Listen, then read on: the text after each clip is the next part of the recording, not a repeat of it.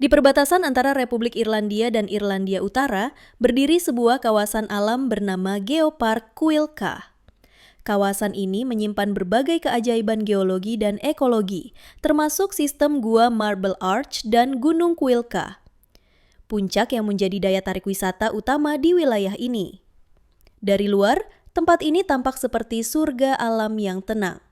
Tapi bagi penduduk desa di sekitarnya, pemandangan indah itu menyembunyikan ancaman serius yang terus menghantui. Banjir bandang. Masalah ini bukan muncul tiba-tiba, dan bukan pula karena cuaca ekstrim semata.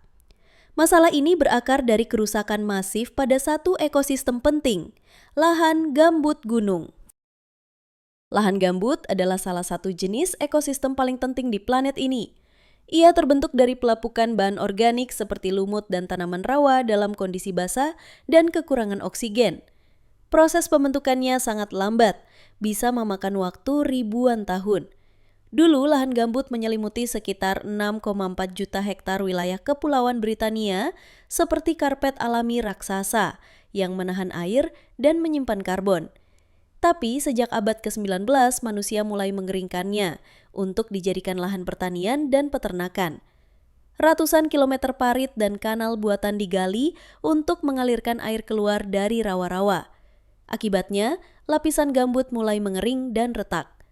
Begitu tanah mulai mengering, datanglah traktor dan bajak. Pertanian intensif memperparah kerusakan. Mesin-mesin berat menghancurkan struktur alami tanah. Gambut kehilangan sifat elastisnya dan berubah menjadi kerak rapuh yang tak bisa lagi menyerap air. Pada 1920-an, kebijakan penghijauan malah mempercepat degradasi. Pemerintah menanam pohon-pohon seperti cemara sika dan cemara Eropa di lahan gambut. Pohon-pohon ini memang cepat tumbuh dan menguntungkan secara ekonomi, tapi akarnya menusuk lapisan gambut dan menyedot kelembapan hingga habis. Permukaan tanah menjadi kering, mudah terkelupas oleh angin dan hujan. Belum cukup, tambang gambut komersial pun mulai beroperasi. Lapisan gambut setebal 50 cm dipotong dan diambil, dikemas dalam karung untuk dijual sebagai bahan bakar dan pupuk taman. Lubang-lubang besar menganga di mana-mana, menyerupai bekas tambang batu bara. Setelah air tersedot habis, lubang ini tak bisa mengisi ulang air, dan saat hujan datang, tanah makin terkikis, membentuk ceruk dan jurang yang dalam. Lalu ada lagi ancaman tak terduga, wisata. Ribuan orang berjalan kaki melintasi jalur pendakian setiap tahun. Awalnya permukaan lumut hanya sedikit terinjak, tapi lama-kelamaan jalurnya mengeras menjadi jalan setapak kering dan licin.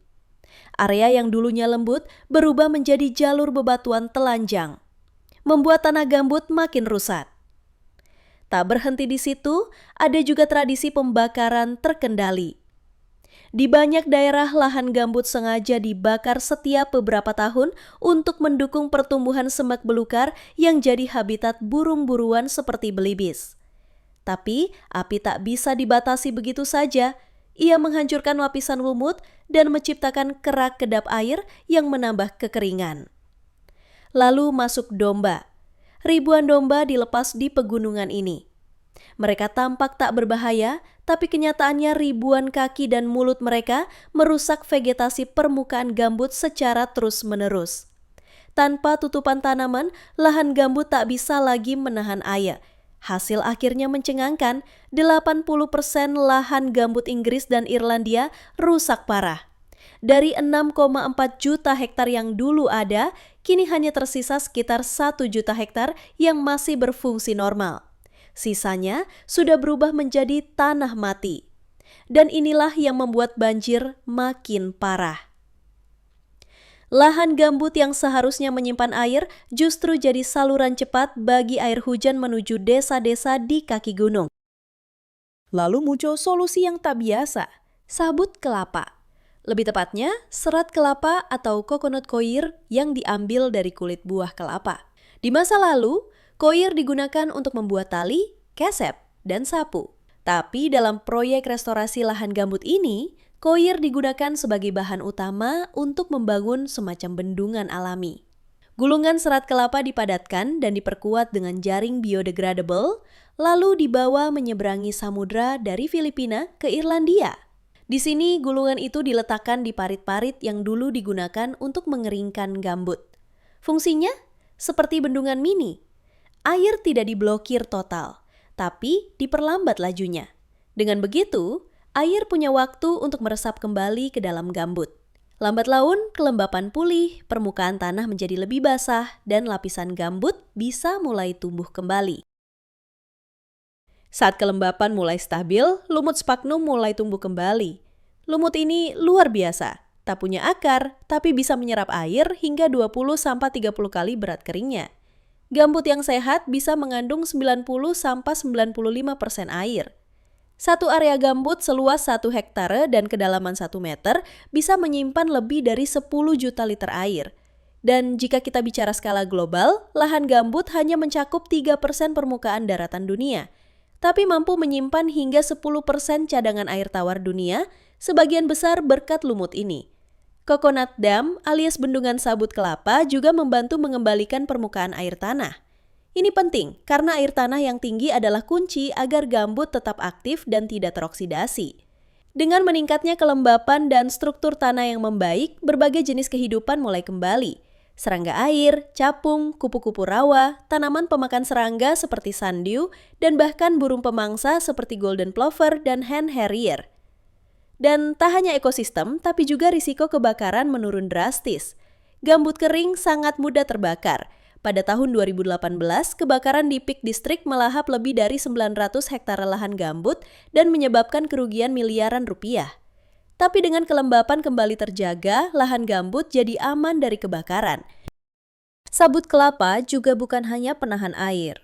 Ia mengandung unsur hara alami seperti nitrogen, fosfor, kalium, kalsium, dan magnesium. Seiring waktu, sabut ini terurai dan melepaskan nutrisi secara perlahan, memberikan pupuk alami yang sangat cocok untuk tanaman rawa. Proses pembusukan sabut kelapa berlangsung 3-10 tahun. Sangat ideal bagi lahan gambut yang tidak membutuhkan lonjakan kesuburan secara tiba-tiba, tapi pertumbuhan bertahap. Tentu saja, sabut kelapa bukan satu-satunya metode yang digunakan. Dalam proyek restorasi lahan gambut di Irlandia Utara yang dikenal dengan nama proyek CANN, Collaborative Action for the Natura Network, berbagai pendekatan diterapkan secara bersamaan. Beberapa bendungan dibuat dari semak heather lokal. Ada juga yang menggunakan kayu atau batu alam. Bahkan metode sederhana seperti mengeruk tanah gambut dari sekitarnya dan memasukkannya kembali ke parit-parit bekas pengeringan terbukti sangat efektif. Teknik reprofiling juga digunakan untuk meratakan lereng curam dan menciptakan jalur air yang lambat. Lumut ditanam ulang secara manual jika tidak tumbuh sendiri. Lalu benih rumput rawa ditabur di bawah mulsa alami agar tetap lembab. Semua ini dilakukan dalam satu tujuan besar, mengembalikan fungsi lahan gambut sebagaimana mestinya. Kini, proyek restorasi di Gunung Kolkek telah menyelesaikan tahap aktifnya. Hasilnya jelas terlihat, banjir menurun, aliran air menjadi stabil, ekosistem mulai pulih. Namun pekerjaan belum usai. Sistem pemantauan terus dijalankan untuk mengukur kualitas air, kelembapan tanah, hingga kondisi udara. Edukasi masyarakat juga terus dilakukan agar wisatawan tahu bahwa lahan gambut bukan tempat bermain, melainkan pelindung alami dari bencana. Karena hanya dengan pemahaman bersama, lahan gambut bisa dipulihkan dan dilindungi dari kerusakan di masa depan. Dan semua ini sebagian besar dimungkinkan oleh sabut kelapa dari ribuan kilometer jauhnya.